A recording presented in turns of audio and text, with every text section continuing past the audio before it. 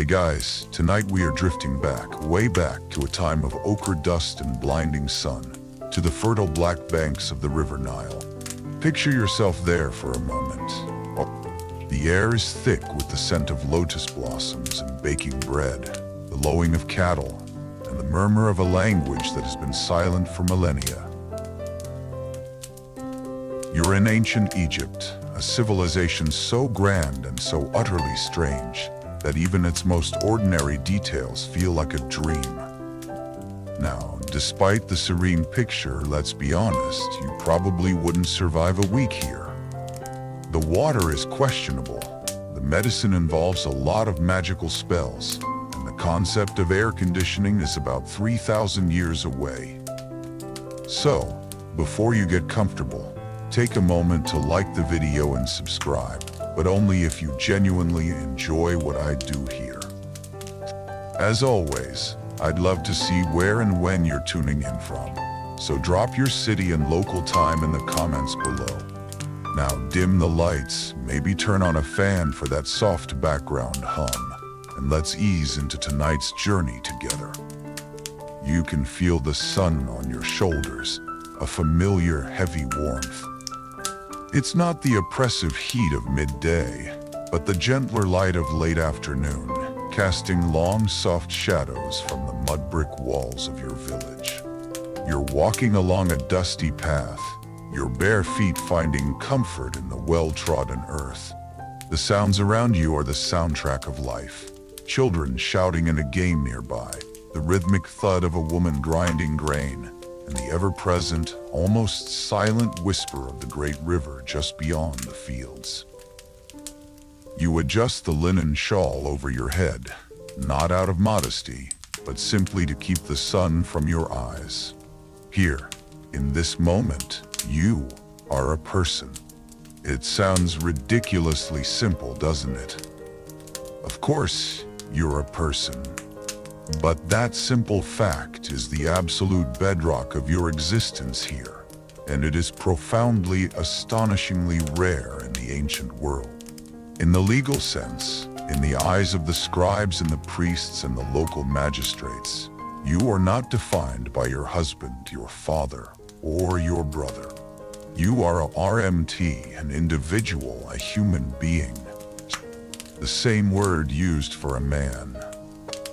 There isn't a separate, lesser legal category for you. This single fundamental concept is the key that unlocks everything else we're going to talk about tonight. It's the source code for your freedom. Historians still argue whether this striking legal equality was born from some deep-seated philosophical respect for Ma'at, the divine principle of order, truth, and balance, or if it was something far more practical. Perhaps in an agricultural society so dependent on the cyclical flooding of the Nile, it was simply all hands on deck. When survival and prosperity depended on everyone contributing, it made no economic sense to legally sideline half the population. Maybe it wasn't enlightenment, maybe it was just good business. Whatever its origin, the result is the same. You have a legal identity. You are a complete person under the law.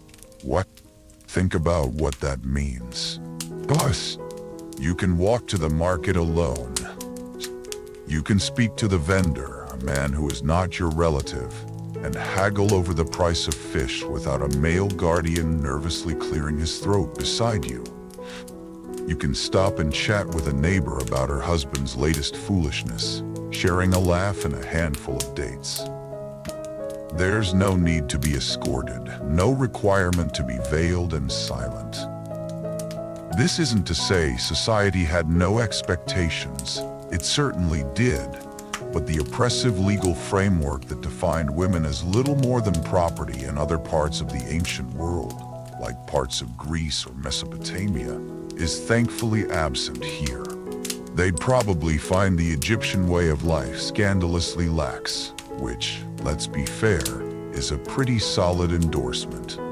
As you continue your walk, you pass by a small plot of land, a patch of fertile ground where a family grows onions and lettuce. And a thought occurs to you, a perfectly normal, acceptable thought. You could buy this land. Not your husband. Not your father. You.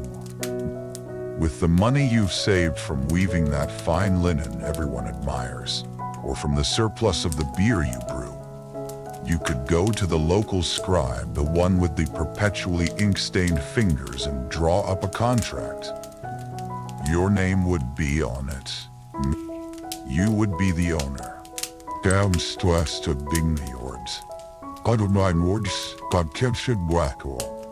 This is where we find our first wonderfully boring yet powerful title, Nebet Per. It translates to Mistress of the House. It sounds a bit like a self-help book title now, but then it was a recognized legal and economic designation. You weren't just the woman who lives there. You were the manager, the administrator of the domestic sphere, which was considered a vital partner to the public sphere. The household was an economic engine, and you were its chief executive. You oversaw the production of food, textiles, and beer. You managed the servants if you had them, and controlled the household stores. It wasn't a cute, symbolic title. It was a job description with real authority recognized by everyone. It's less live, laugh, love, and more record managed, delegate. And that practical, everyday power, written into the very fabric of society, is far more restful to think about than any grand, empty gesture. It's the quiet confidence of knowing your place is secure, not by anyone's permission, but by law and by custom. That thought about the onion patch isn't just a daydream. It settles in your mind, solid and real, like a smooth stone in your palm.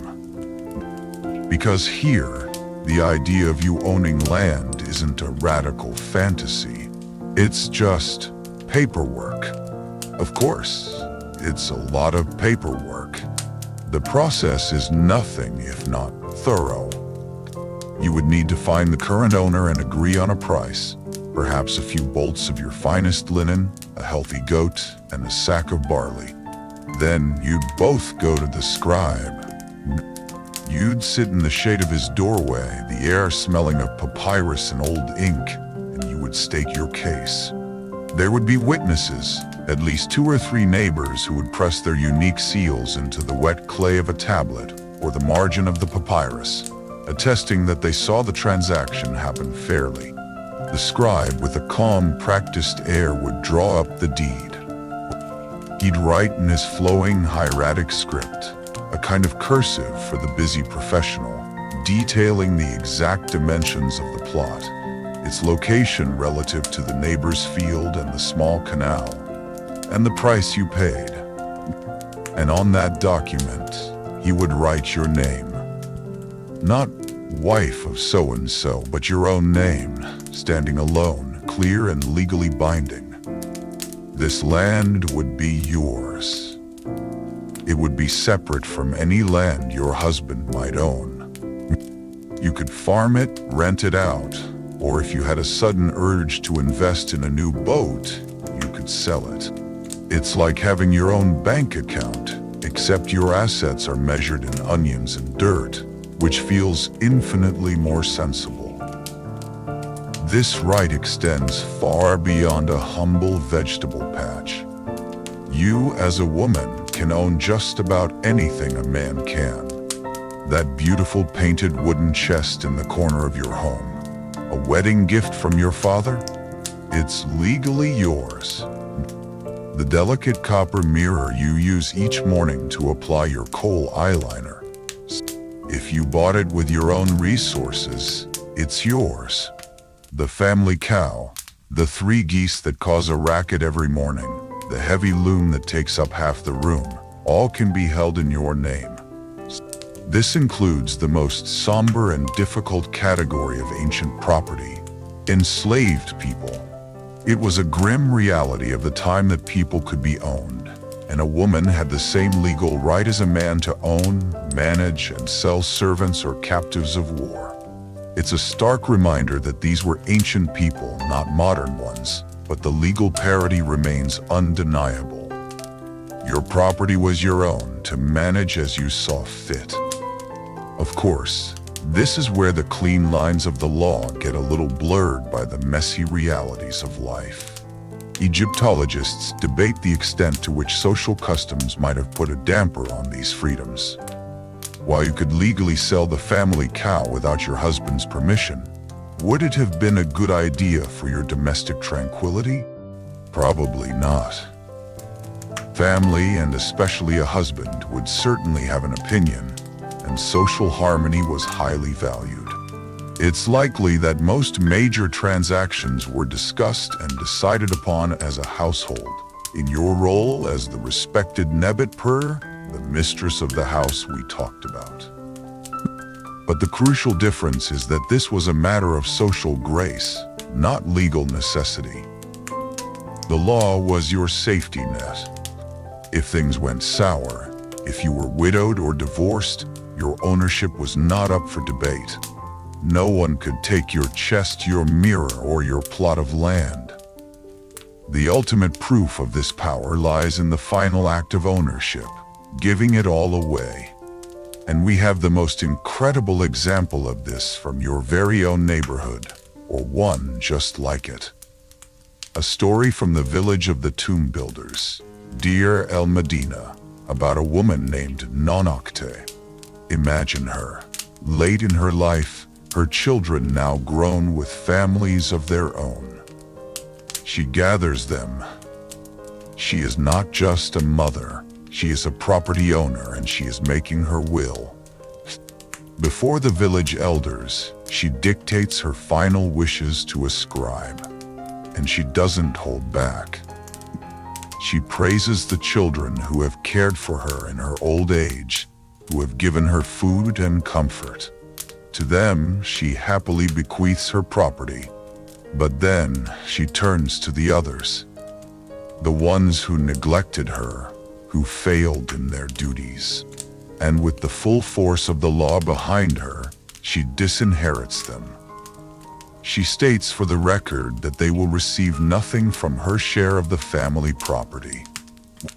Not a single pot, not a single scrap of land. It's a breathtaking act of personal agency. It tells us that these laws weren't just dusty scrolls in a temple archive. They were real. They were used by ordinary women to command respect and to shape their own legacy. It's the ancient equivalent of writing someone out of the will, and it was her right to do so. So as you finish your walk and turn back towards your own home, you glance at the setting sun glinting off the river. You think about Nonakte and the power she held. You think about your own possessions, your own small stake in the world. It's a quiet, deep-seated comfort. This sense of ownership, this security, is the foundation upon which you will build your life, negotiate your marriage, and, if necessary, walk away from it. This profound sense of what is yours and what is his doesn't just vanish when you decide to get married. In fact, it becomes even more important, more clearly defined, and written down for all to see. Marriage, in your world, is a surprisingly practical affair. There's no grand religious ceremony with a priest officiating before the gods. There is no state-issued license. A marriage begins when you, or more often your husband, establishes a new household, and you move in. It's a social arrangement, an economic partnership designed to create a new a new house, a new economic unit. And because it's treated like a business partnership, it comes with a contract. So let's imagine it. Years before this quiet afternoon walk, You are a young woman preparing for marriage. Your family and his have agreed to the union. It's a good match. But before you pack your belongings, there's one more meeting. You, your future husband, your parents, and his all gather with a scribe. This is where you create a Sheyin Amt, which translates simply to a document of a wife. We would call it a prenuptial agreement. It sounds terribly unromantic, and in many ways, it is. It's less my darling and more my assets, but it is one of the most powerful tools you have to secure your future. The first thing the scribe does is list the property you are bringing into the marriage. This is called the goods of a wife.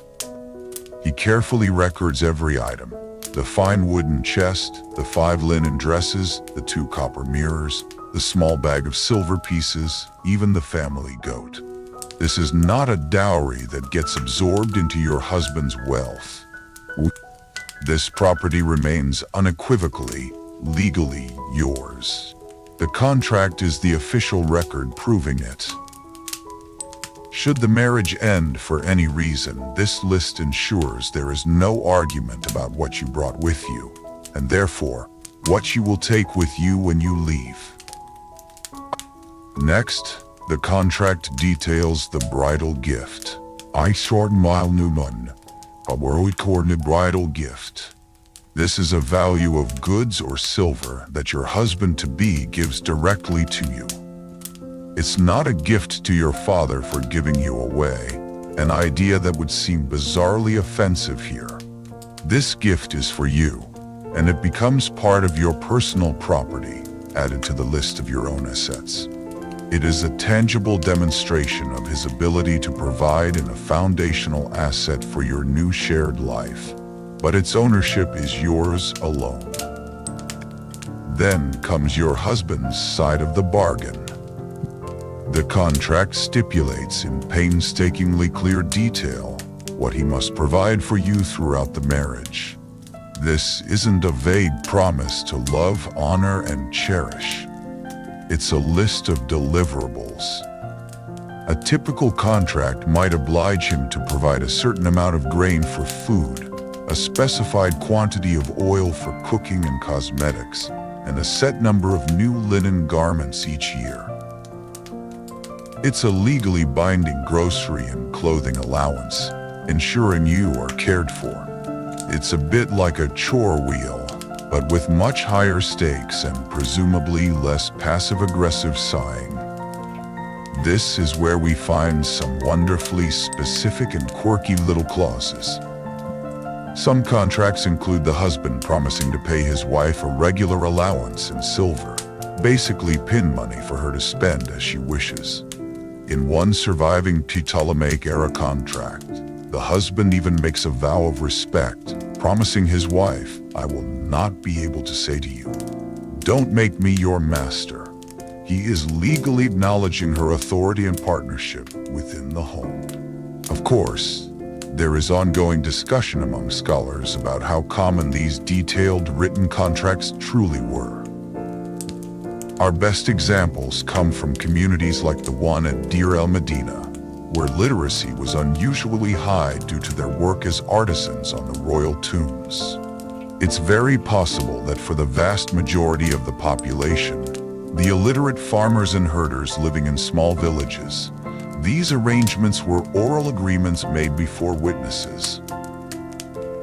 The principles were likely the same, deeply ingrained in the culture, but only the wealthy or the literate had the means to create a formal papyrus document. For most people, a handful of trusted elders nodding an agreement was as binding as any ink on a scroll. Finally, the contract would outline the terms of a potential separation. It specifies how much the husband would have to pay you if he were to divorce you, a kind of ancient alimony which we'll explore more deeply. But for now, just absorb the feeling of security this document provides. Sitting there in the scribe's dusty office, You aren't embarking on a fragile union based on fleeting emotions. You are co-founding a business with the terms clearly laid out, your assets protected, and your future provided for. It is the most boring, practical, and deeply comforting form of love letter imaginable. A testament to a society that believed a strong partnership was built not on romance, but on respect and a well-drafted contract. That same practical, almost clinical approach to marriage extends to its ending.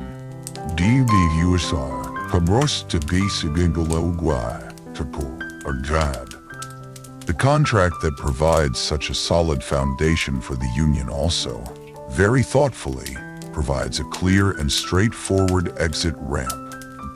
Because the ancient Egyptians understood a fundamental truth: sometimes things just don't work out. And when they don't, it's best for everyone to have an orderly, dignified way to dissolve the partnership and move on. There is no sense in chaining two unhappy people together. It's simply not good for business, and it certainly isn't good for maintaining ma'at, that divine sense of balance and order. So if the day comes when your life together is no longer tenable, the process of divorce is shockingly simple. There are no lengthy court proceedings, no need to prove fault like cruelty or adultery, although those things certainly happened.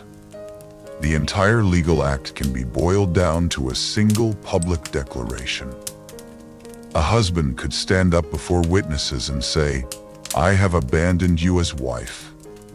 And just like that, legally, the marriage was over. But here is the critical part, the part that changes everything. You could do the exact same thing. You, as a woman, had the right to stand before witnesses and declare, "I have abandoned you as husband." You could initiate the split. Let that sink in for a moment. You are not trapped. If your husband is lazy or cruel, or you simply cannot stand the sight of him for one more day, you have a recourse that is yours, and yours alone. You don't need his permission to leave him.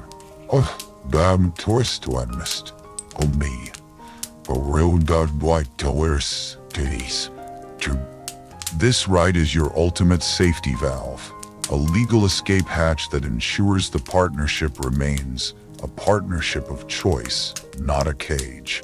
The modern world is full of complicated breakup texts and ghosting. Your world has the brutal, beautiful simplicity of a public statement. No ambiguity, no games. Just a clear, clean break. Now, this doesn't mean divorce was taken lightly. The Egyptians were practical people, and they built practical deterrence right into the system. This brings us to the financial consequences, often detailed in that marriage contract we discussed. If your husband divorced you for no good reason, he had to pay up. First, he had to return every single item you brought into the marriage, your goods of a wife. That chest, that mirror, that goat, they all go with you. Second, he had to pay you a significant penalty, a fine for leaving. This fine was often the full value of the bridal gift he gave you at the start of the marriage, and sometimes more. On top of that, he was typically required to pay what we might call alimony or child support. The contracts often specify that a divorced wife is entitled to a share, usually 1/3, of all the property the couple acquired together during their marriage. This ensured you weren't turfed out onto the street with nothing. You would leave with your original property plus a substantial settlement, giving you the means to live independently or to enter a new marriage without being destitute. It's a powerful financial disincentive to casually end a marriage, far more effective than any amount of couples counseling. If you were the one to initiate the divorce, the terms were a bit different. You would still always get your original property back.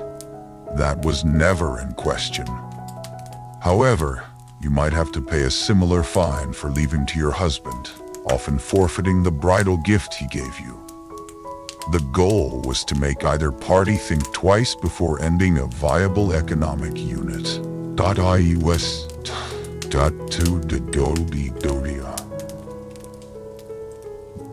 Of course, scholars continue to debate the social repercussions a divorced woman might have faced. The law might be on your side, but what about your neighbors? In a small, tight-knit village, would you be viewed with suspicion or pity? Would it be harder to remarry? The evidence suggests that remarriage was actually quite common for both men and women, and divorce didn't seem to carry a heavy, permanent stigma. Life was short, and viable partners were a valuable resource. A woman who was a proven household manager, perhaps with her own property from a divorce settlement, would likely have been seen as a very good catch indeed. As you round a corner on your way home, you see a woman you know, sitting outside her house, expertly weaving a basket. She was divorced last year. Her husband, a farmer, simply left her for a younger woman. But here she is. She took her settlement, combined it with her own savings, and now runs a small but thriving business selling her baskets and home-brewed beer. Her life did not end. It was disrupted, certainly, but the system was designed to ensure disruption did not mean destruction. It was a bump in the road, not the end of the journey. And that quiet resilience, that knowledge that you can survive and even thrive after a marriage ends, is perhaps the most restful thought of all. That woman you saw, the one turning a personal crisis into a commercial enterprise, is not an anomaly. She is the system working exactly as intended. Her small business, born from her own skills and a divorce settlement, is a perfect illustration of the economic world you inhabit. Because for most women, financial independence wasn't about having a grand career. It was about the clever, industrious management of your own domain, the household. Your home, your purr, is not just a place of rest. It's a factory. The rhythmic grinding of grain, the patient fermentation of beer, the endless hypnotic work at the loom. These are not just chores. This is production. As the Nebet Purr, the mistress of the house, you are the chief operating officer of this small but vital industry. You manage the inventory, turning raw barley into bread and beer. You turn raw flax into thread, and thread into the fine, breathable linen that is the currency of your world. And anything you produce beyond your own family's needs is surplus. And surplus is opportunity. With that extra bread, those extra jars of beer, those few extra yards of cloth, you can step out of your home and into the marketplace. Imagine the scene. The village market is a riot of noise, color, and smells. Donkeys bray, vendors shout. Children dart underfoot.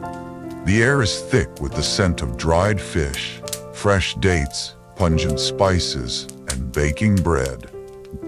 You can find a spot, lay out your goods on a reed mat, and become a merchant. You aren't operating under your husband's name or his permission. You are a businesswoman. You spend the morning bartering your beer for a basket of figs, trading your linen for a new clay pot, or selling your bread for small pieces of copper or silver. It's a direct, tangible economy, and you are a full participant. This is the most common form of female enterprise, taking the products of the home and turning them into wealth in the public square. Beyond this, there are specialized trades where women are not just present, but essential. Textile manufacturing, the lifeblood of Egypt's wealth after agriculture, is almost entirely in your hands. From the young girls who learn to spin thread with a simple drop spindle, to the expert weavers who can create impossibly fine, almost translucent royal linen, this is a female-dominated industry. You might also find work as a professional baker or brewer for a larger estate, or even as a perfumer, skillfully mixing fats and flowers to create the scented cones of wax that wealthy Egyptians wore on their heads at banquets, which would slowly melt and perfume their wigs and clothes. It's like being a walking, talking air freshener, which in the Egyptian heat was probably a very popular invention. And then there are the more unusual professions. This brings us to a peculiar and highly visible role, the professional mourner. When a person of some standing dies, their funeral procession is a major public event. And to ensure the proper level of grief is displayed, the family hires a troupe of women, known as the Jarret. Their job is to mourn, loudly and theatrically. You would see them walking with the procession, their hair disheveled, their faces wet with tears, real or otherwise, wailing and crying out the name of the deceased. They throw dust on their heads and beat their chests in ritual gestures of sorrow. It's a strange and emotionally demanding job, the one profession where being overly dramatic isn't just tolerated, it's a key performance indicator. Of course, a high-status woman would not be selling beer in the market. Her economic role was simply scaled up. As the wife of a high official, she might be the manager of a vast agricultural estate with hundreds of workers. She would oversee the harvests, manage the sprawling household, keep the accounts, and direct the small army of servants, scribes, and artisans under her command. Her title is the same as yours, Nebetpur, but her house is a palace, and her backyard is a province. Yet, for all this participation, a dose of reality is needed. A significant debate exists on whether women received equal pay for equal work. The records from Deir el-Medina, that village of artisans, provide a frustratingly clear answer: usually not.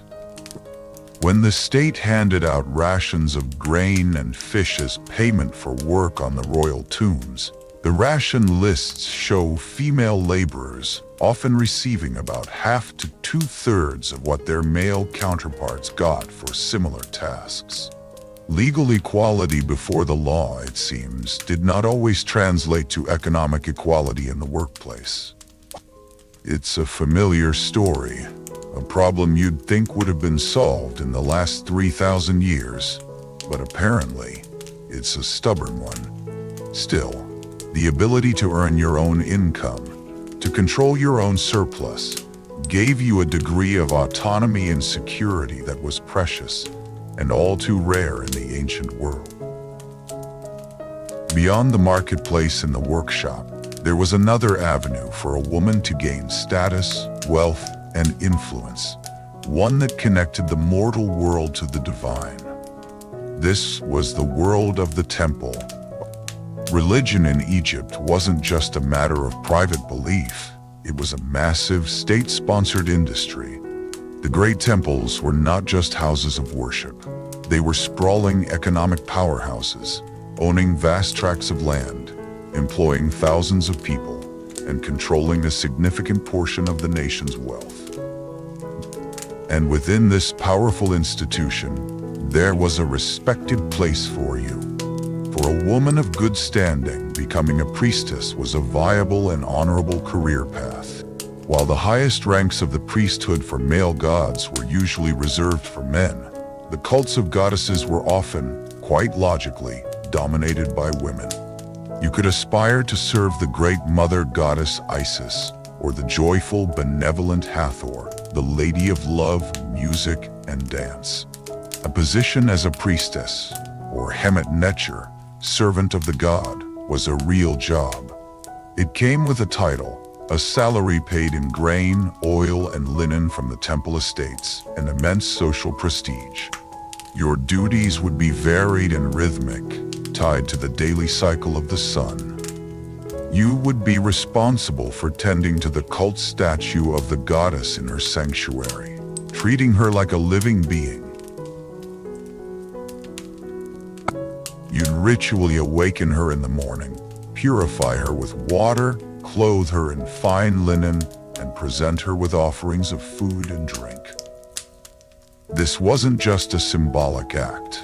It was seen as essential work to maintain the favor of the gods and, by extension, the stability of the entire world. And then there were the festivals, joyous, chaotic public celebrations where you would carry the goddess's statue out of the temple in a sacred boat, parading her through the streets for all to see and worship.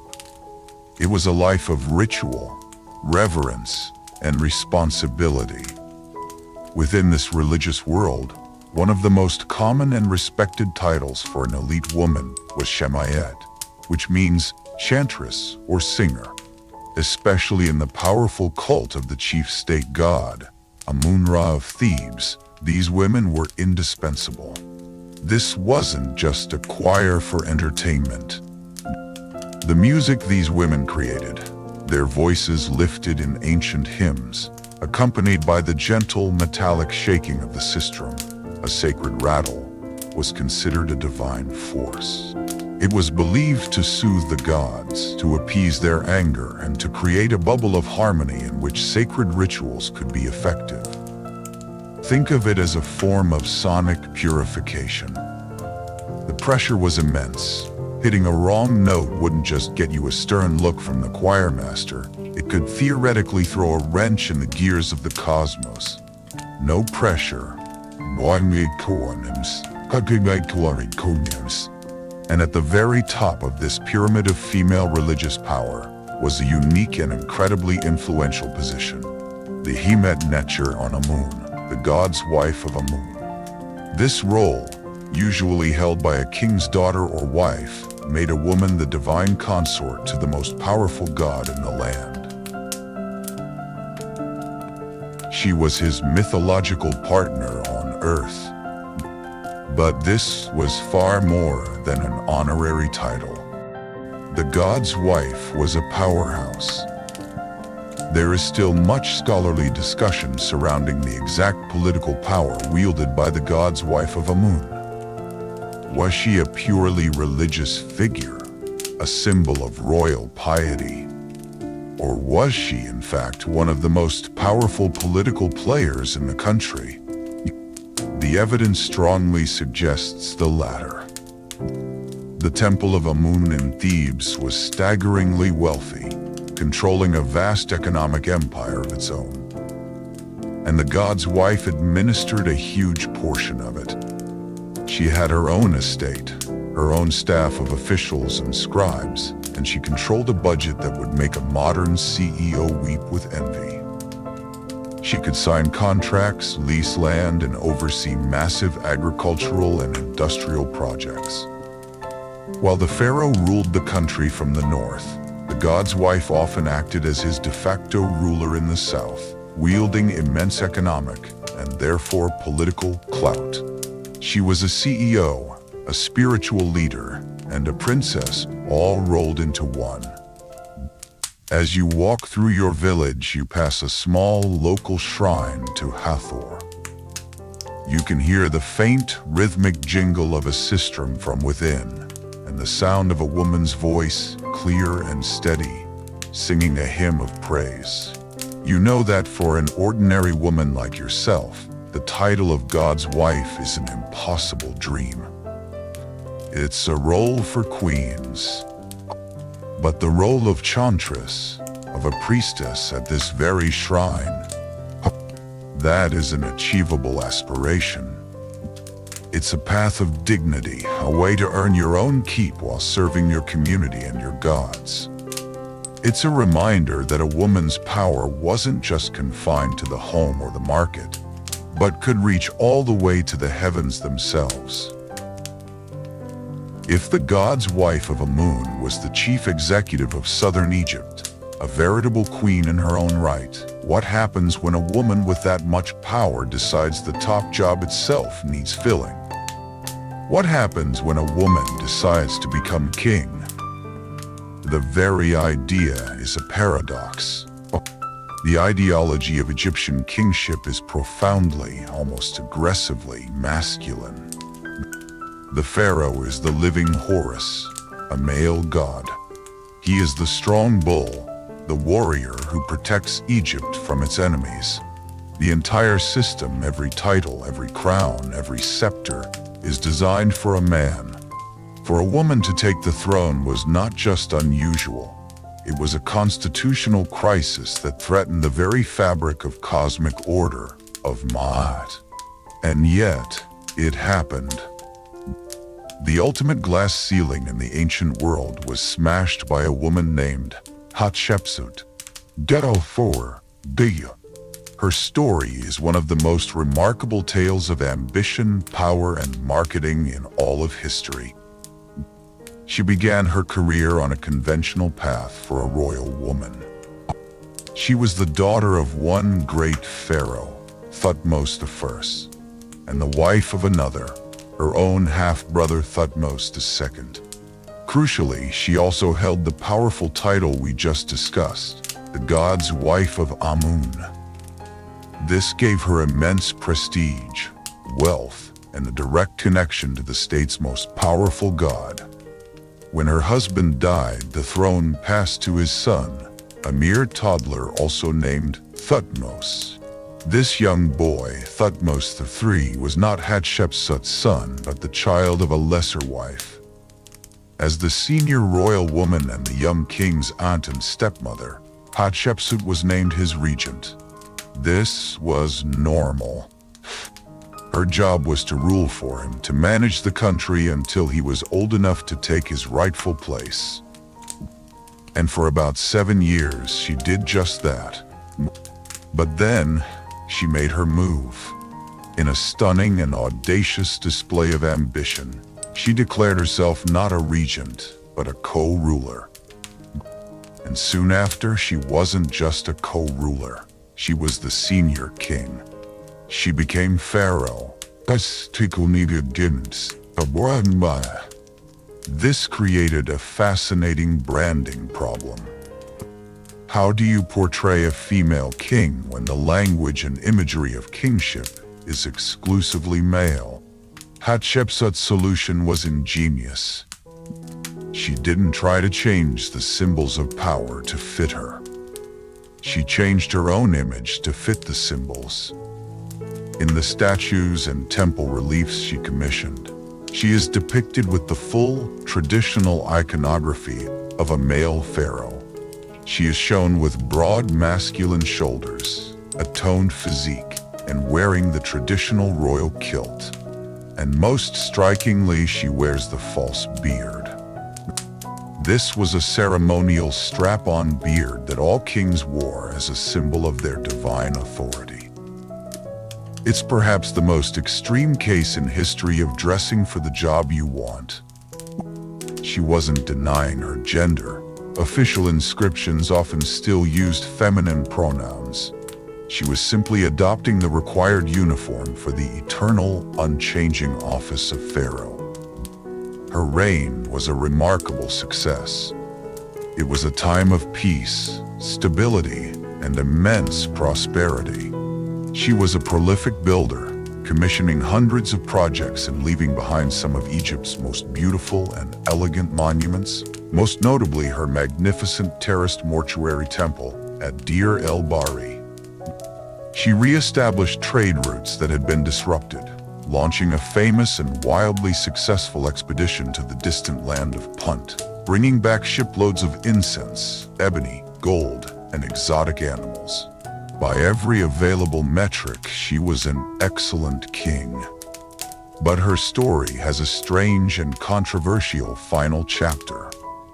She ruled for over 2 decades, and then, after her peaceful death, her stepson Thutmose III finally took his place as the sole ruler. For 20 years, he did nothing. But late in his reign, he gave an order. Hatshepsut's name was to be erased. Her cartouches were chiseled off temple walls. Her statues were smashed and buried. It was an attempt to wipe her from history. It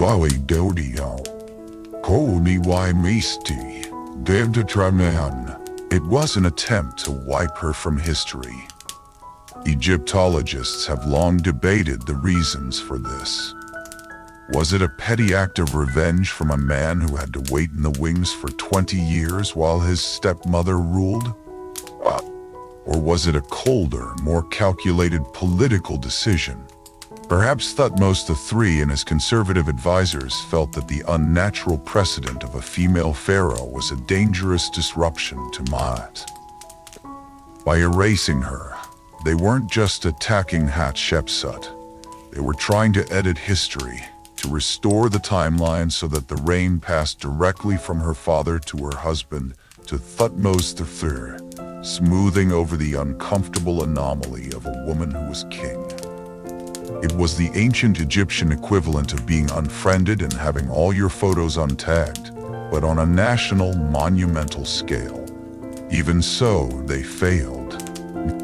Her story was too big, her monuments too grand to be completely hidden. And for you, living in Egypt, her legend would be a whispered thing, a testament to the absolute peak of power a woman could, against all odds, achieve. Hatshepsut's story is the stuff of legend, a breathtaking exception that proves what was possible at the absolute peak of power. But what about you? What about your rights on an ordinary Tuesday when your neighbor's goat chews its way through your fence and eats your prize-winning leeks? The grand dramas of the royal court are a world away, but the principles of justice and your right to seek it are very, very close to home. Because the same legal identity that allows a woman to own property and initiate a divorce also grants her a voice in the justice system. First, you need to forget any modern image of a courtroom. There are no imposing stone buildings with high ceilings, no judges in powdered wigs, and certainly no fast-talking lawyers in expensive suits. Justice in your village is a much more local and personal affair. It's administered by a kenbet, a council of local elders. These are the respected members of your community, the senior artisans, the most successful farmers, the local scribe. They don't meet in a special chamber. They gather in a public space, often at the main gate of the village or in the shade of a large sycamore tree near the local temple. Justice is quite literally done in the open for all to see. It's accessible, transparent, and deeply embedded in the life of the community. So, back to the Great Leak heist of 1300 BC. You are furious. These weren't just any leeks. You were growing them for a festival meal. You don't sigh and ask your husband to deal with it. You march down to the gate where the kenbet is meeting, and you, in your own voice, act as the plaintiff. You bring your complaint. You stand before the council and state your case. You explain that your neighbor Mihai has a goat with a history of culinary crimes, that your fence was secure, and that you have lost valuable produce. You are your own advocate. You present your evidence, perhaps the chewed remains of the leeks and the hoofprints near the broken fence. Now let's flip the scenario. Imagine it was your goat who was the fugitive gourmand. A member of the kenbet would come to your house and summon you to appear. You would go, standing before the council as the defendant. You would have the right to speak in your own defense. Perhaps you argue that Mihi's fence was always rickety. Perhaps you call a witness, your other neighbor, who saw the goat being chased by a stray dog, which is what caused it to panic and break the fence in the first place. And that brings us to your third role in this system, the witness. If you saw a theft, if you were present when two merchants made a deal, if you overheard a heated argument, your testimony is valid. Your word is given the same weight as a man's. The council will listen to what you have to say, and your evidence will be entered into their consideration. The system is built on the foundational belief that you are a reliable, rational member of society whose perspective matters. This right to testify, to sue, and to be sued is the practical, everyday expression of the legal personhood we talked about at the very beginning. Now, it's a matter of some debate how often women actually sat on the other side of the mat as members of the Kenbet itself. Legally, as the RMT, a person, there was no law stopping a respected, intelligent senior woman from being chosen for the council. In theory, it was possible. In practice, however, the surviving records show that these councils were overwhelmingly, if not exclusively, male. It seems that while the law was equal, social customs still steered women away from positions of public judicial authority. It was one of the few areas where a definite glass ceiling, however informal, seems to have existed. But let's finish our story. Demons. The elders of the Kenbet listen patiently to you and to your neighbor. They stroke their chins. There is some quiet discussion. It's a slow, deliberate process. Finally, the head of the council pronounces their judgment. Mihi's goat is a repeat offender. His fence was indeed secure enough. The verdict is in your favor. Mihai is ordered to compensate you for the value of the leeks, not with silver, but with 2 large jars of beer and a basket of dates. Justice is served. You thank the council, give Mihai a final withering glare, and head home satisfied. It's not a grand constitutional victory, but it's something more important. It's the quiet bedrock certainty that if you are wronged, you have a voice, your voice will be heard, and the system is designed to listen. The satisfaction of seeing justice done for your stolen leeks is a fine thing, a reaffirmation that the community is ordered and fair. But your power under the law extends far beyond your own lifetime, shaping the world long after you have departed for the field of reeds. This ultimate expression of your legal personhood is found in the laws of inheritance. It is the power to decide who benefits from your life's work, the power to pass your legacy down through the generations. And once again, in this final accounting of a person's life, you stand on remarkably equal footing with any man. In many other parts of the ancient world, inheritance was a brutally simple affair. The eldest son got everything. This system, known as primogeniture, kept estates whole but often left younger sons and all daughters with next to nothing. Your world is far more nuanced. The general principle, the default setting for inheritance, was that property should be divided among all the children. Sons and daughters alike were entitled to a share of their parents' estate. Imagine that. Your brother doesn't automatically get the family land, leaving you dependent on his charity. You are recognized as a rightful heir. The wealth your parents accumulated is understood to be for the benefit of all their offspring. This alone is a revolutionary concept, but the system gave you even more personal control. Any property owner, male or female, could create a special document to formalize their wishes. It was called an imite-per, which translates to a house document. But it was, for all intents and purposes, a will. This wasn't a simple note. It was a legally binding declaration, witnessed and sealed. that allowed you to distribute your personal property in any way you saw fit. You were not bound by tradition. You could divide it equally. You could give more to one child who needed it, or you could reward a child who had shown you exceptional kindness. You could even leave your property to someone who wasn't your child at all. And this is where we must return to the story of Naonakte, the formidable woman from the tomb builder's village.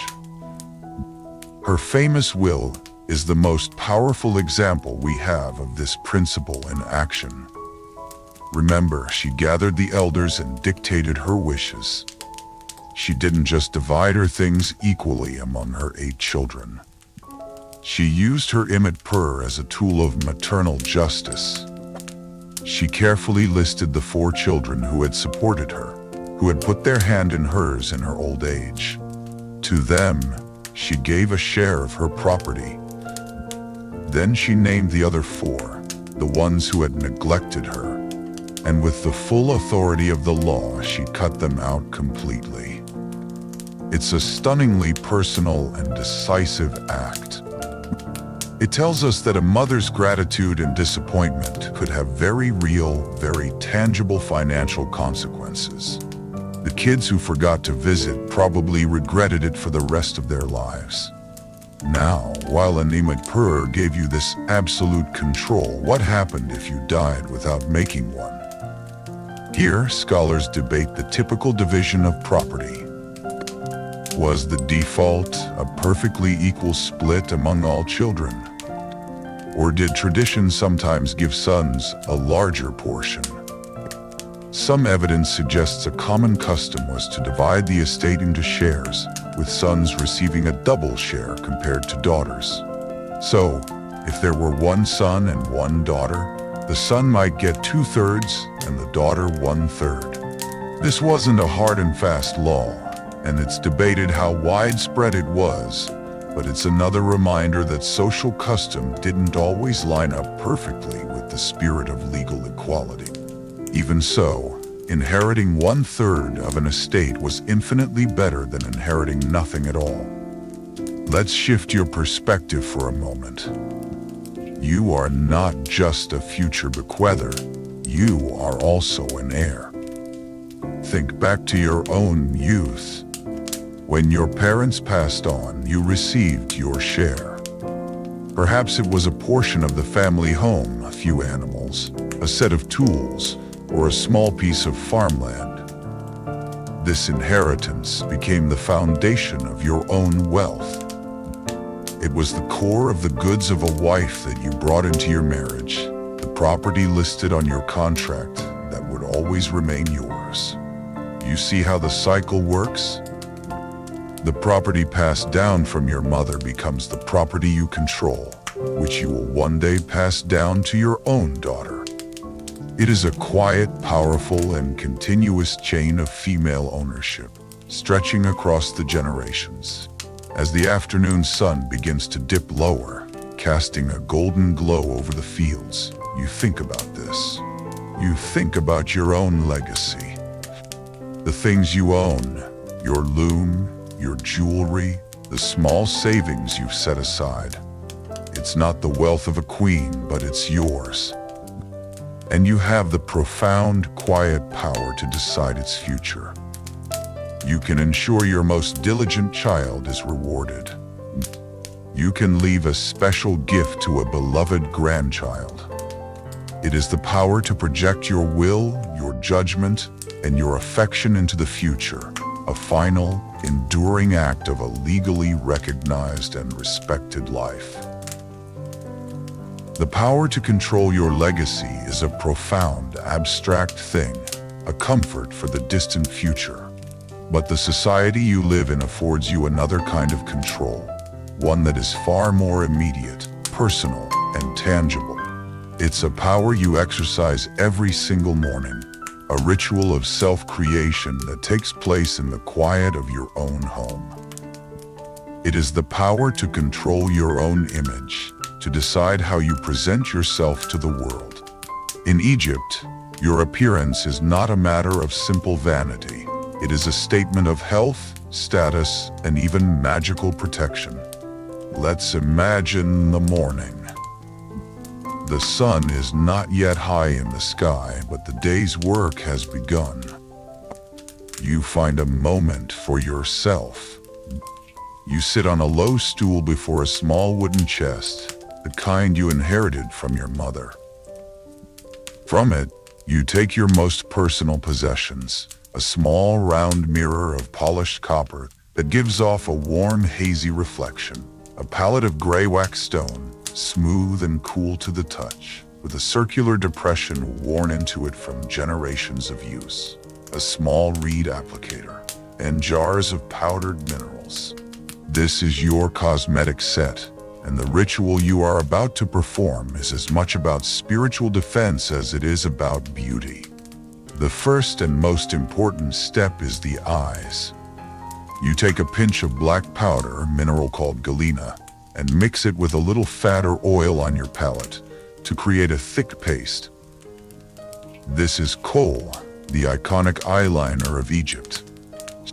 With a steady hand, you use your applicator to draw a thick, dark line around your eyes, extending it outwards towards your temples in the distinctive almond shape you see everywhere, from the statues of the gods to the faces of your neighbors. This look is not just a fashion choice. The dark kohl serves a very practical purpose, absorbing the sun's rays and reducing the blinding glare that bounces off the sand and the river. It's like wearing permanent sunglasses, but its purpose runs deeper. The shape of the eye makeup is meant to invoke the Eye of Horus, a powerful symbol of protection, healing, and wholeness.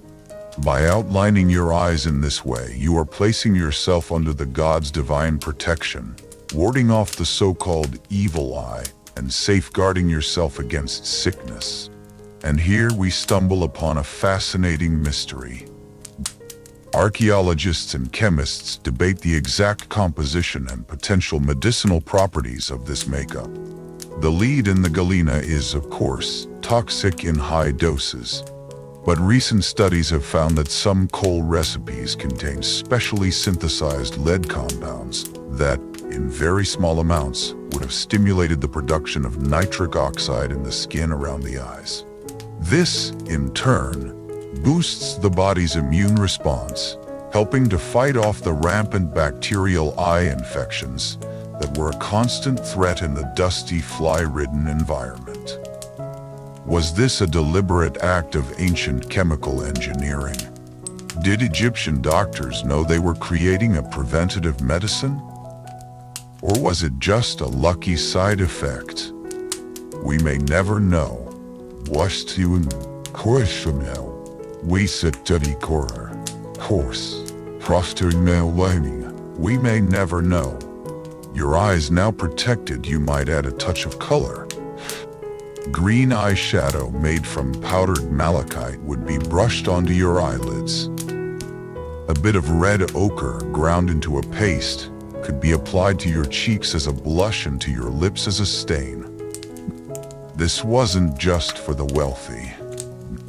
While a rich woman might have an elaborate cosmetic set of ivory and gold, you have your simple stone palette, and the minerals themselves were widely available.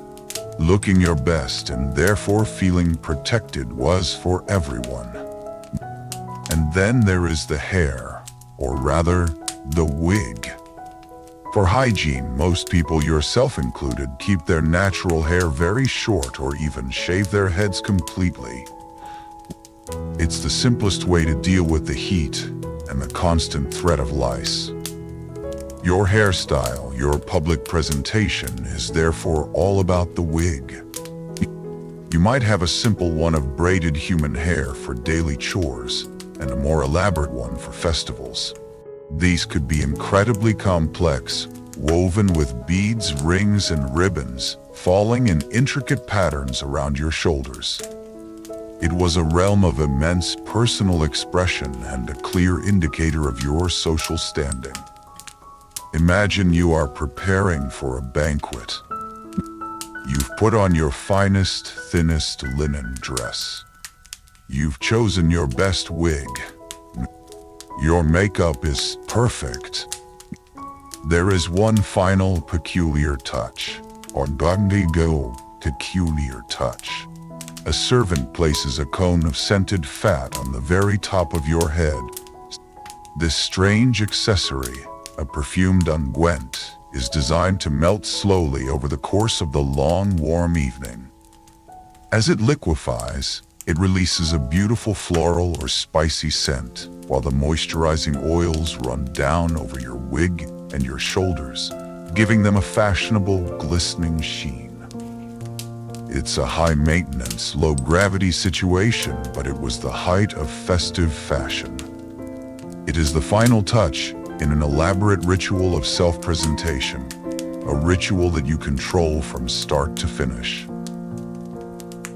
This deep connection to your body, this control over your image, finds its most profound and perilous expression in the act of creation itself. For you, and for almost every woman in ancient Egypt, the journey into motherhood is the central purpose of your life. It is the path to fulfilling your destiny, securing your lineage, and cementing your place as the true heart of the home. That title we've spoken of, Nebet-per, mistress of the house, is a fine and respected one, but it gains its full weight, its deepest resonance, only when you hear the cry of your firstborn child. To be a mother is to become a vital link in the eternal chain of Egyptian life. The desire for children is everywhere. It's a practical necessity. You need heirs to inherit your property and to maintain your funerary cult after you've passed on. It's a social expectation. A childless marriage was a source of great sadness and anxiety. And it's a deep, personal longing. But this powerful desire is shadowed by an equally powerful fear, because childbirth is, without question, the most dangerous thing you will ever do. In a world without sterile operating rooms, without antibiotics or modern medical knowledge, the risk of fatal infection, hemorrhage, or other complications is terrifyingly high. Mortality for both mother and infant is a constant threat. Because the physical risks are so great, you don't face them with medicine as we know it. You face them with magic. When your time comes, the birthing chamber is not a quiet, empty room.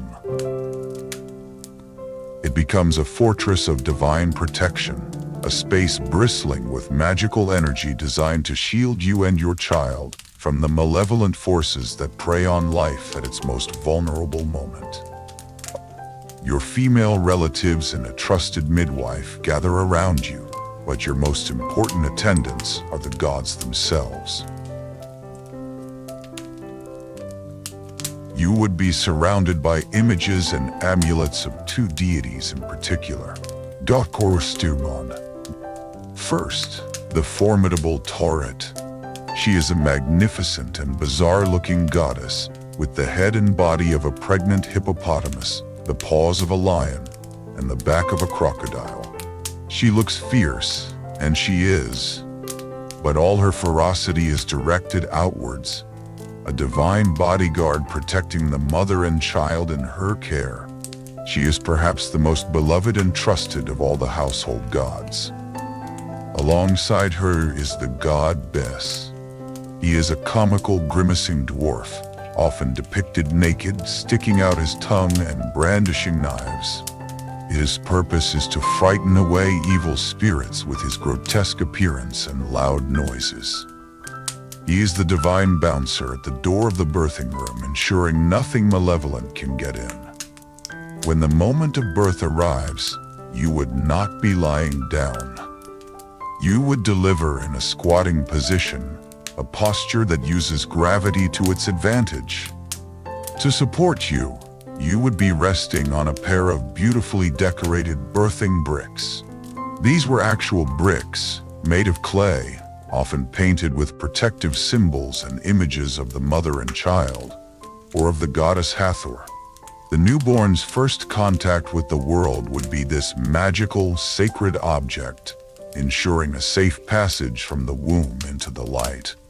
In the quiet moments of your life, you might hold a special object, a curious little figure that connects you to this deep desire for motherhood. Archaeologists call them paddle dolls. They are simple, flat figures of wood, shaped a bit like a paddle, with a stylized female body, exaggerated hips, and a head of clay beads strung to represent an elaborate wig. Historians and archaeologists debate the meaning of these curious objects. Are they simply toys for children? Or are they something more? Many believe they were powerful fertility charms, carried by women who hoped to conceive, or perhaps placed at a shrine as a thank you to the gods after a safe delivery. Whatever their exact purpose, they speak to a world where the dream of holding a child was a constant prayer. Once the danger is past and your child is safely in your arms, your status is transformed. You are no longer just a wife. You are a mother. Your children will be your legacy. And society recognizes this with a deep and abiding reverence. As we saw with the Will of Naunachta, your children have a sacred and legally recognized duty to care for you in your old age. You are the matriarch, the source of the family, and that role commands a level of respect and informal authority that is absolute. As you watch your own children play in the dusty street, you feel the exhaustion, the worry, and the endless work of it all. But beneath that, you feel the immense, quiet pride of your sacred and essential role. This profound reverence for motherhood, this understanding of its dangers and its sacredness, was coupled with a very practical, if sometimes strange, approach to women's health. The Egyptians were, above all, pragmatic people. They saw the risks, they saw the suffering that could accompany a woman's life, and they did their best to understand and treat it. Their medicine was a fascinating blend of keen observation, a surprisingly vast knowledge of herbal remedies, and a healthy dose of magical spells. For them, there was no sharp line between science and magic. A healing potion and a healing prayer were two parts of a single holistic treatment. When you were sick, you would visit a SUNW, a doctor. These were trained professionals, often literate and highly respected, who specialized in various fields. And incredibly, we know that gynecology was one of those fields. The proof lies in one of the most remarkable documents ever discovered, the Kahun Gynecological Papyrus. Dating to around 1800 BCE, it is the oldest known medical text from anywhere in the world. And it is dedicated entirely, from top to bottom, to the diagnosis and treatment of women's health problems. The existence of this papyrus tells you that for nearly 4,000 years, the unique medical conditions of women have been a subject of specialized study. The text itself is methodical and practical. It's not a theoretical treatise, but a casebook, a list of 34 specific cases, each laid out in the same logical format. It begins with a title like Instructions for a Woman Suffering in Her Womb. Then comes the observation. If you see a woman who is ailing in her back and her groin, this is followed by the doctor's diagnosis. You should say concerning it, it is the descending of the womb. And finally, a prescription is given. You should treat it with this systematic approach. Symptom, diagnosis, treatment is the foundation of all modern medicine. Now, that diagnosis, the descending of the womb, points to the core medical theory in the papyrus. Many of a woman's ailments, from aches and pains to digestive issues, were attributed to some problem with the uterus. Scholars debate just how literally to take these diagnoses. Were the Egyptians proposing a full-blown wandering womb theory? The idea that the uterus could actually detach and travel around a woman's body, causing trouble wherever it went. This was a theory the later Greeks certainly believed, and it led to their concept of hysteria.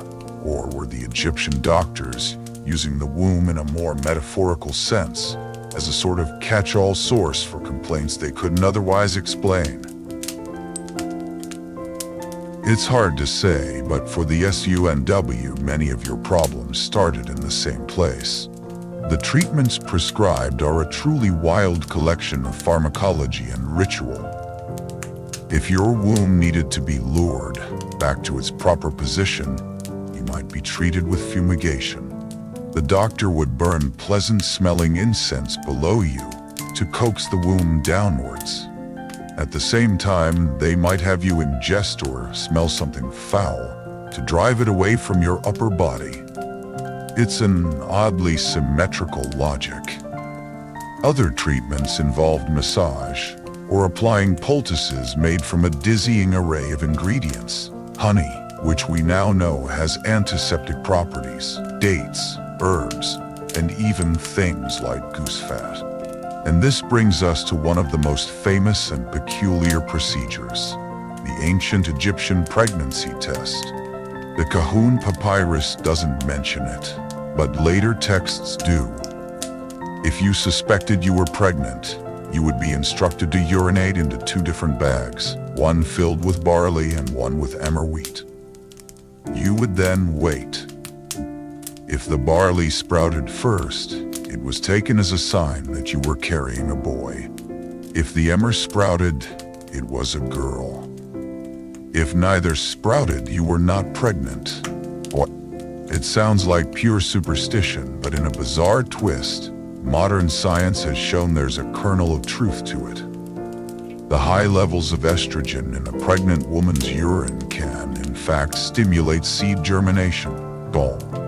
The test could actually detect a pregnancy with a surprisingly high rate of accuracy. The gender prediction part, of course, was pure fantasy. But it's a stunning example of ancient observation stumbling upon a real biological phenomenon.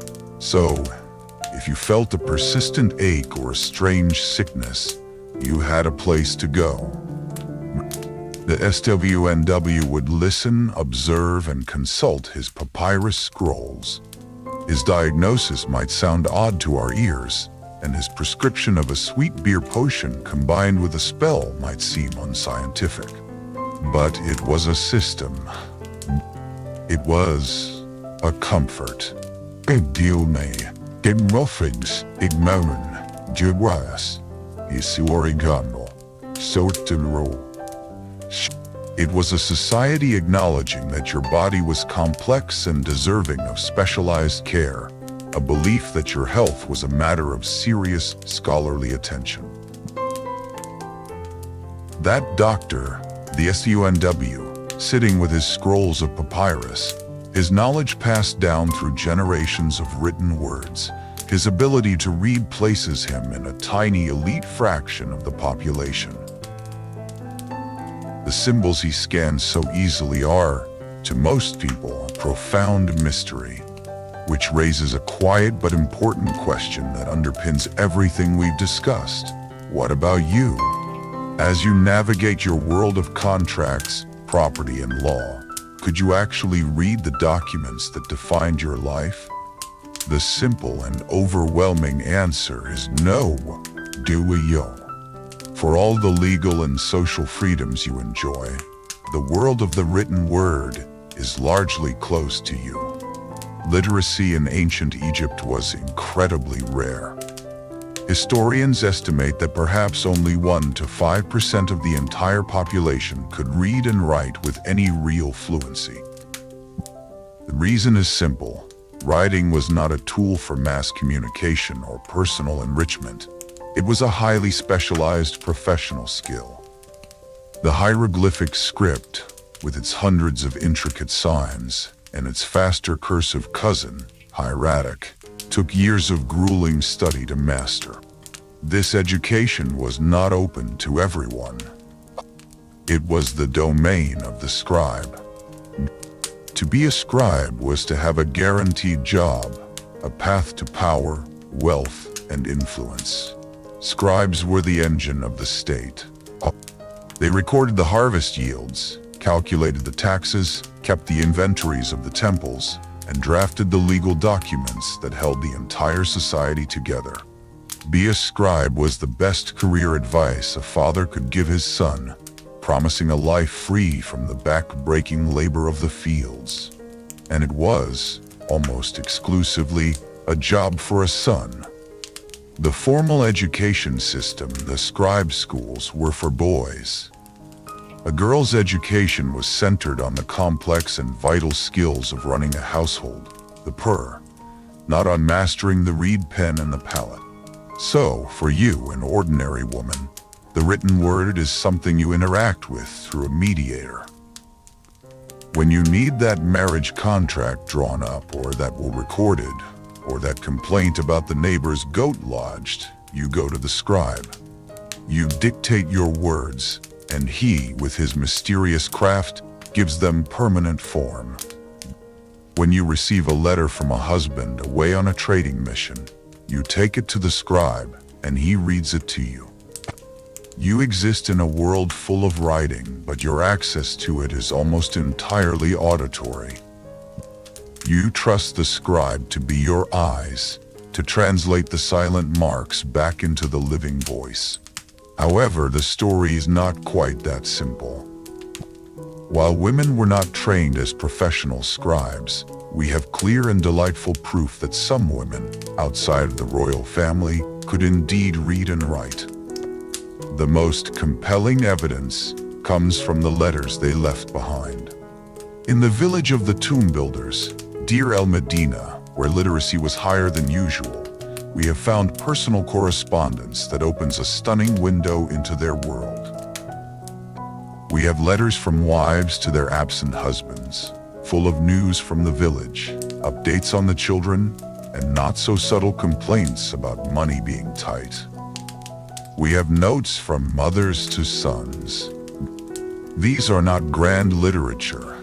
They are the mundane, emotional, everyday communications of real people. And their existence proves, without a doubt, that some women possess the skill to write for themselves. This evidence sparks a fascinating debate among historians. What did it really mean to be literate in ancient Egypt?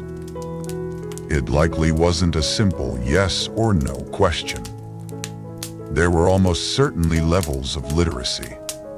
While you might not be able to compose a complex legal text, could you perhaps write your own name? Could you recognize the symbols for barley or beer on an inventory list? This more basic, functional literacy might have been more common than we think. Furthermore, many women likely possessed a form of passive literacy. You might not be able to read a document yourself, but by having it read aloud to you by a trusted scribe or family member, you could understand its contents, approve them, and place your seal upon it as a legally binding act. You could comprehend the law without needing to decode the symbols yourself. The meaning was accessible, even if the medium was not. So as you live your life, you are surrounded by a language you cannot read. It's on the temple walls, on the grand statues, on the papyrus scrolls in the local archive. But it does not make you powerless. Your world is primarily an oral one. Your history is in the stories told by the elders. Your contracts are validated by the witnesses who heard the promises. Your news comes from the mouth of the messenger. You might not be able to write a shopping list, but you know the law. You know your rights. You know your own mind. And when you need to, you know exactly where to find the man with the ink-stained fingers who can turn your spoken words into an enduring, unchangeable mark. We have spent so much time in the company of scribes, with their dusty papyrus scrolls and their lists of assets. We've examined marriage as a contract, divorce as a legal filing, and inheritance as a financial strategy. It would be easy to walk away with the impression that your life and your relationships were all business, a world of practicalities, devoid of passion. Dann me, das de tuner. Works. But that would be missing the heart of it all, the vibrant, beating pulse beneath the surface of the law. What about love? What about the dizzying, heart-stopping, all-consuming feeling of romance? For the answer to that, we don't look at a legal text. We look at poetry. Because your people, for all their pragmatism, left behind some of the oldest and most breathtakingly beautiful love poems in human history. These aren't epic tales of gods and kings. They are small, intimate, and intensely personal songs, bursting with emotion. And they tell us that behind the sensible marriage contracts, there was very often a world of genuine desire, affection, and deep romantic connection. What is most striking about these poems is that the voice is just as often female as it is male. This isn't a world where you are simply the passive object of a man's desire. In these songs, you are the one who feels, who yearns, who strategizes. You are an active participant in the game of love. In one poem, a young woman describes how the mere thought of her beloved makes her heart race. She speaks of her love as a sickness, one that no doctor can cure. She laments, "My heart has no thought for the cosmetic paint. I am conscious only of my love." It's a feeling that is 3,000 years old, but as fresh and relatable as a modern pop song. The poems are filled with beautiful natural imagery to describe the lovers and their feelings. The young man you desire might be described as a wild bird, swift and beautiful, that you long to catch and tame. Your own home becomes a trap, baited with your love, hoping he will wander in. A meeting with your lover is like entering a lush, fragrant garden. The lotus blossom, a symbol of creation and rebirth, is also a potent symbol of the beloved. One poem from a man's perspective says, "My love for you is mixed in my body like salt and water, like milk that is suited for curd." It's a love that is essential, transformative, and completely integrated into his being. This is where we find a wonderfully confusing yet deeply sweet quirk of the language. The ultimate term of endearment, the name you call the person you love most in the world, is my sister or my brother. When you read a poem where a young man longs for his sister, he is not talking about his actual sibling. It's a term that signifies a perfect, cherished, and equal partnership. To call someone your sibling was to say they were your other half, your closest friend, your soulmate. It was a recognition of a bond that went deeper than mere attraction, a bond of kinship and profound intimacy. D-Wall. But who was writing these poems? And how were they used? This is a topic of lively debate among Egyptologists. Were these the actual private outpourings of lovesick individuals, scribbled down on a piece of papyrus to be sent to a lover? Or were they professional compositions, the ancient equivalent of hit singles, created by skilled poets to be performed by singers and musicians at banquets and festivals? The honest answer is probably a bit of both. Some may well have been personal expressions, but the polished skill and common themes suggest many were intended for a wider audience, songs that everyone knew and could relate to their own lives. You, in your daily life, almost certainly cannot read these poems. But you know them. You have heard them sung in the evenings, accompanied by the gentle strumming of a harp or a lute. You have heard their words recited at a local festival. They give voice to the feelings in your own heart, the emotions that the legal contracts never mention. They remind you of the flutter in your stomach when you first saw your husband, the secret meetings by the riverbank, the simple joy of his presence. They affirm that your marriage, while perhaps founded on a practical contract, is also built on a bed of real affection, of shared jokes, of quiet companionship. The law gives your life structure and security, but it is love that gives it color, warmth, and meaning. And that is a freedom of the heart that no scribe could ever capture in writing. This world we have been exploring, with its love poems and its legal contracts, its powerful priestesses and its property-owning women, can begin to feel quite normal after a time. The rhythms of your life, the rights you take for granted, seem as natural as the rising of the sun. But this feeling is an illusion born of familiarity. To truly understand the ground you stand on, we must do something you would never have done.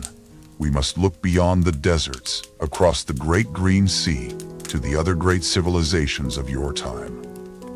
Because the moment we do, you will realize that your world is not normal at all. It is profoundly, astonishingly unique. Let's first travel northeast, to the lands between the two rivers, Mesopotamia. In the cities of Babylonia and Assyria, women's lives are governed by law codes just as detailed as your own. But the spirit behind those laws is starkly different. While a Babylonian woman could own property, her control over it was often limited, usually managed by her husband.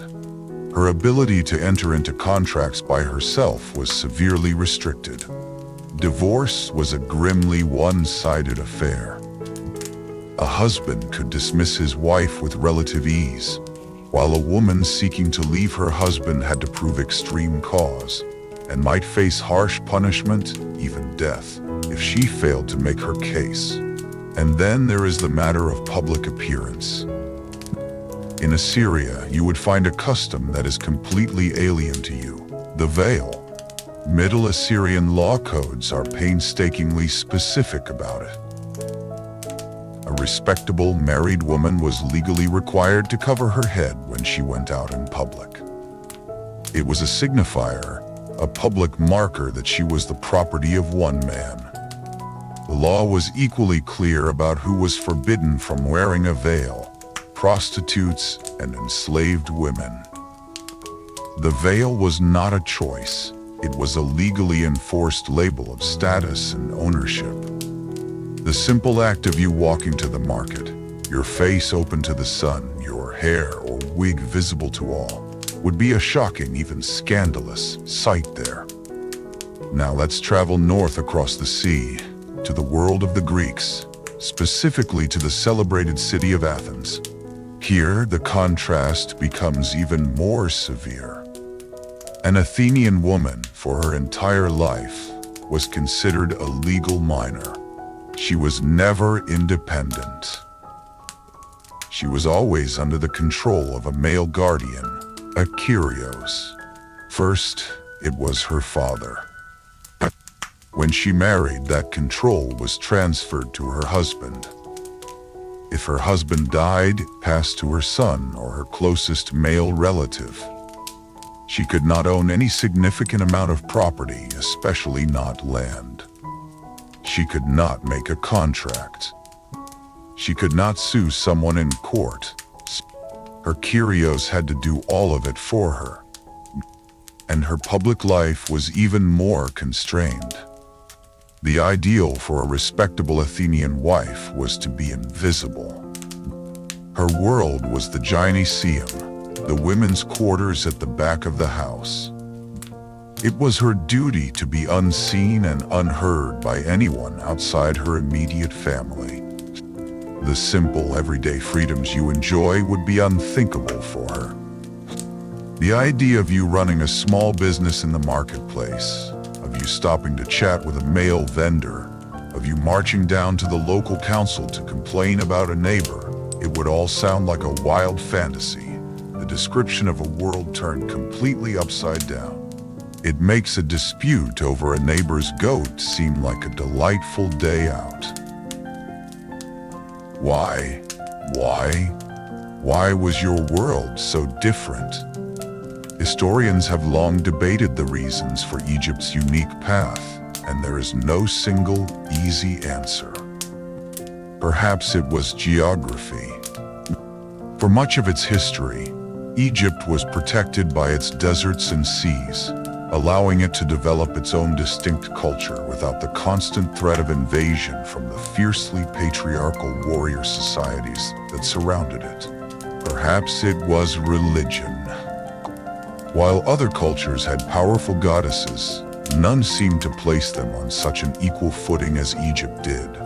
The story of Isis, who single-handedly resurrects her husband Osiris and raises their son Horus to be king, is a story of supreme female power, intelligence, and agency. A society that revered Isis might just have a different view of what women were capable of. Or perhaps the answer is simpler, rooted in the black soil of the Nile Valley itself. Maybe it was just a matter of practical economics. In a society so dependent on agriculture, it made no sense to legally sideline half your potential workforce. Everyone was needed to make the country run.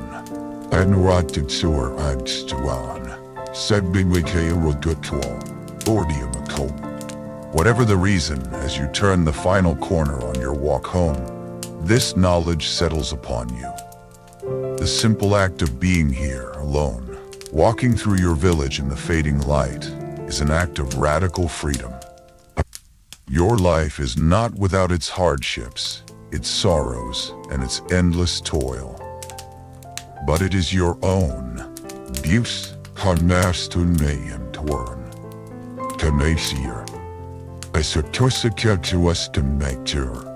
You are not a legal minor. You are not hidden behind a veil. You are not confined to the back of a house. You are a person, whole and complete in the eyes of the law and your gods. And this realization makes the familiar dust of your own path feel like the most precious and sacred ground in the world. This sense of being a full person under the law, this radical freedom you possess when compared to women in other lands, is a beautiful and comforting thing. It is the shield that protects your property, your body, and your dignity. But every shield has two sides. With rights come responsibilities. With the freedom to act comes the freedom to be held accountable for those actions. Your legal personhood means you cannot hide behind a father or a husband if you step outside the bounds of the law. Your crimes, should you choose to commit them, are your own. This equality and culpability is the dark reflection of the equality in rights. If you are caught stealing grain from a temple silo, you are the one who will be charged.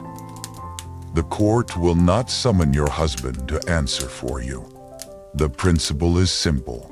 If you are mature enough to enter into a contract, you are mature enough to be a criminal. It's the ultimate form of equality that nobody really asks for, but it is the necessary price of autonomy.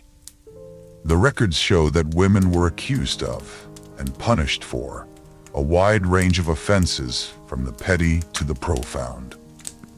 A woman might be brought before the Kenbet for simple theft, taking a neighbor's loom, or shortchanging someone in the market.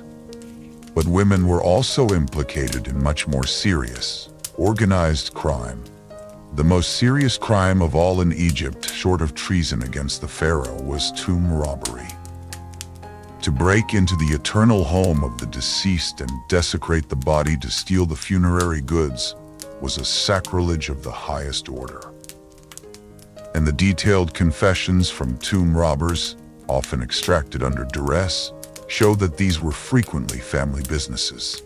The men might do the heavy work of breaking through the stone passages of the tomb, but the women played a crucial role.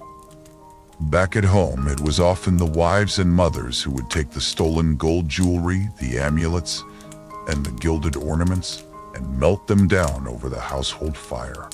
Their job was to destroy the evidence, to transform a sacred collar from the neck of a long-dead noble into an unrecognizable lump of precious metal that could be quietly sold or traded. These women were not passive observers. They were active and essential conspirators in the crime. Then there was the crime of adultery.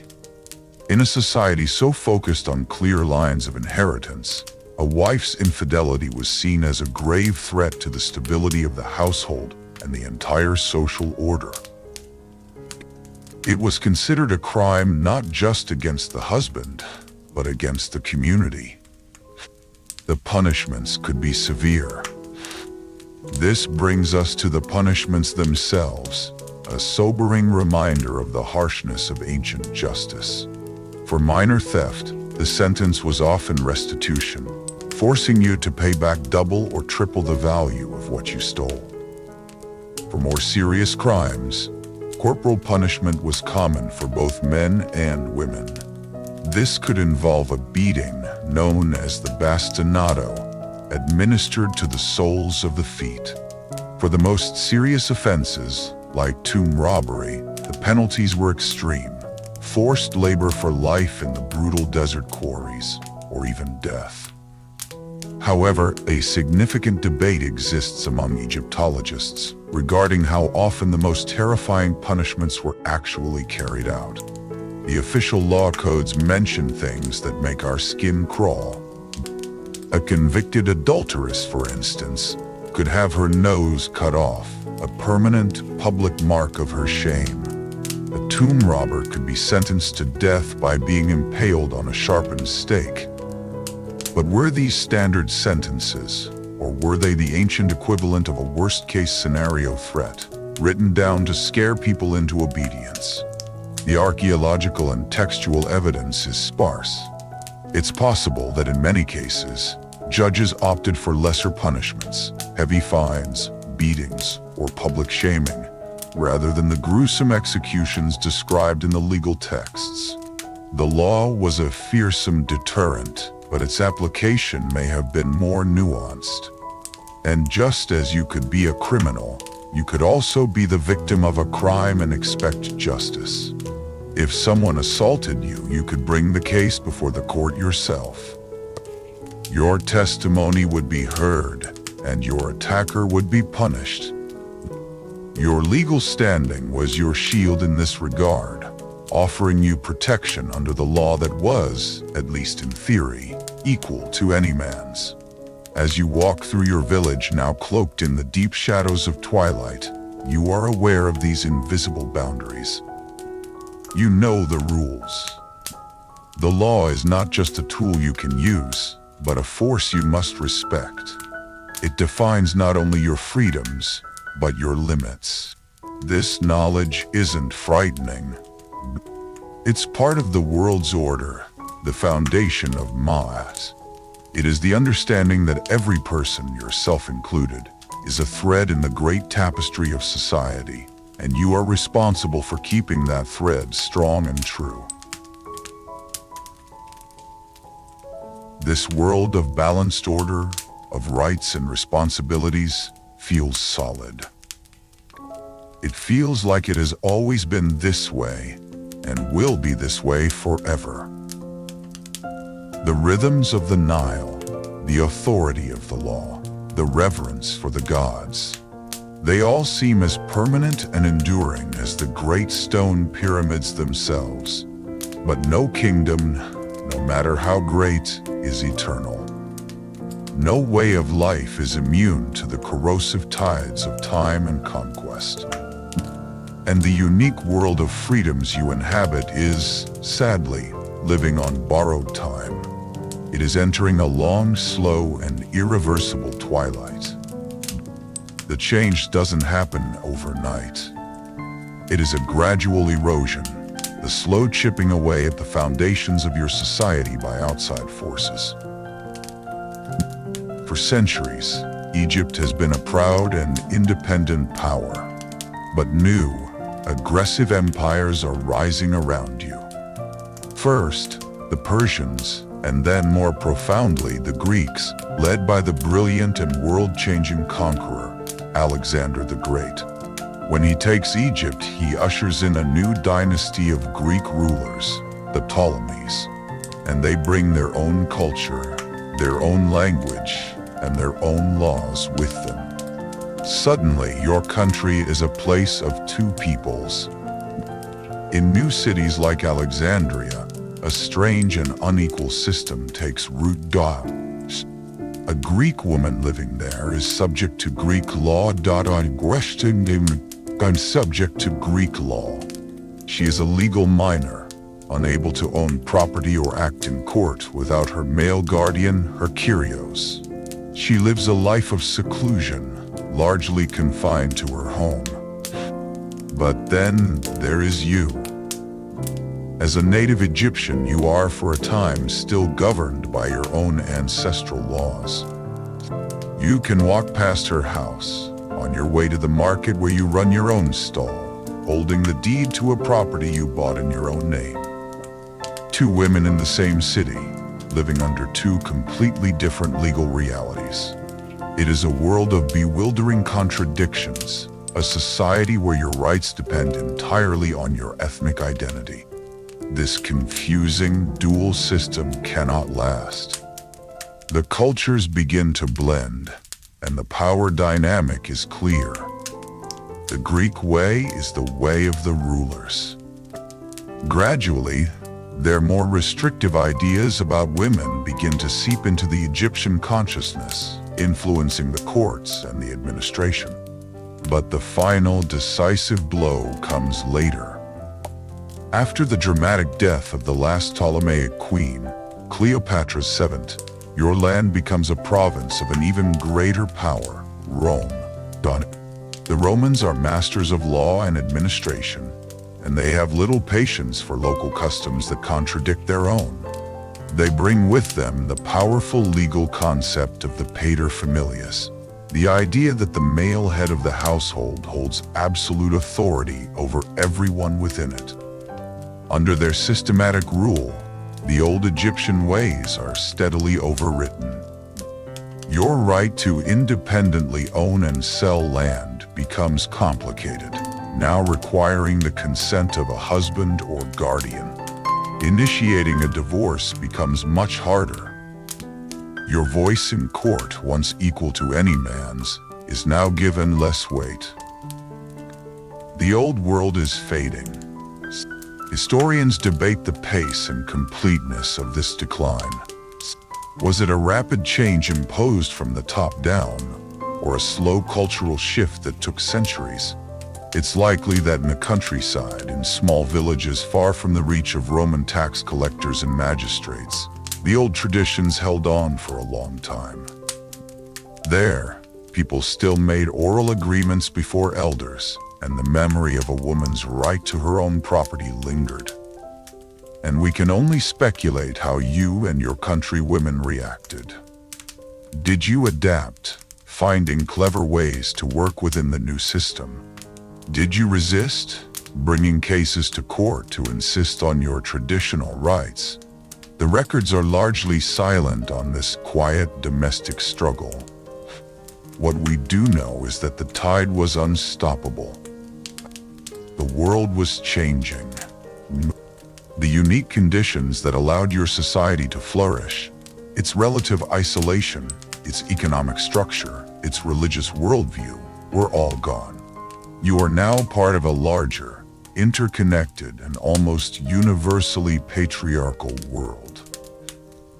The simple freedoms you once took for granted are becoming remarkable, then quaint, and finally just a memory. As you stand at your own doorway at the end of this long journey, you can almost feel it, the chill of the coming twilight. The world we have explored tonight, this brief, shining moment of ancient female autonomy, is beginning to recede into the past, becoming a story whispered on the evening breeze. A tale of a golden age, a history to fall asleep to. And so, our long walk through the dust of the past comes to a gentle close. The path has led you here, to this quiet threshold of sleep, and the story has served its purpose. The world of that Egyptian woman, with all its vivid details, the scent of lotus, the weight of a copper mirror, the sound of a distant hymn, can now begin to soften and fade away. Let the memory of her recede, leaving behind only a feeling of peace, a faint echo of a life lived with a quiet and profound dignity. There is nothing more to learn tonight, nothing left to analyze. The contracts and the court cases, the pharaohs and the priestesses, the love poems and the laws, they can all dissolve now like figures in a dream upon waking. The warm sun on your shoulders has long since given way to the cool, calming blanket of the desert night. The sounds of the village have quieted to a whisper, replaced by the deep and ancient stillness that settles over the land when the stars emerge, impossibly bright in the dark, clear sky. All that is left is the gentle lapping of the great river, a timeless rhythm that has soothed generations to sleep. There's only this moment of quiet, this comfortable weight of your blankets, this gentle rise and fall of your own breathing. Allow the last remnants of the story to drift away, leaving your mind clear and calm and ready for rest. Let it all go. It is time now to simply float on the current of your own drowsiness, deeper and deeper into a peaceful, restorative sleep.